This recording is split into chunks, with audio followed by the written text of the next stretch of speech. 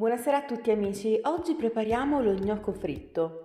Avremo bisogno di 500 g di farina 0 o 00, 100 g di acqua a temperatura ambiente, 7 g di lievito secco e un cucchiaino di zucchero, 125 g di latte a temperatura ambiente, un cucchiaino di sale fino, 35 g di strutto oppure di burro, come preferite.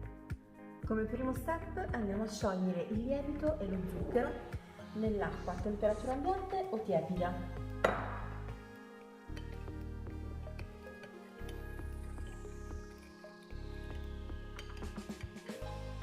Mettiamo momentaneamente da parte e nel frattempo andiamo a sciogliere il sale all'interno del latte.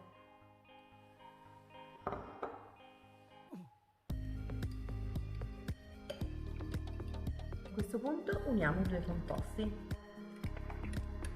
Prendiamo quindi la nostra farina e versiamo all'interno il nostro liquido.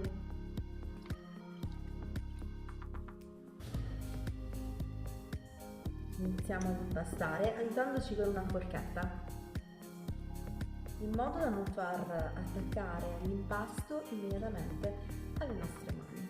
Dopodiché continueremo sulla spianatoia.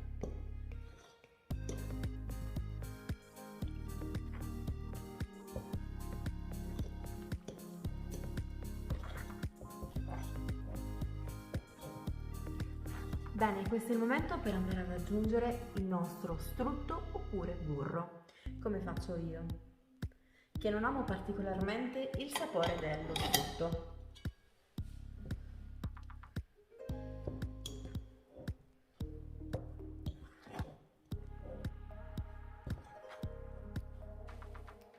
Infariniamo, mettiamo un altro po' di farina in superficie. Con questo trucchetto riusciremo ad impastare senza sporcarci le mani. Naturalmente chi volesse può utilizzare la planetaria. L'impasto risulterà ancora più veloce e semplice da realizzare. Il nostro impasto deve infatti prendere un po' di forza. Inoltre, per attivare ancora con maggior forza il lievito, possiamo batterlo 3 volte sul nostro tagliere.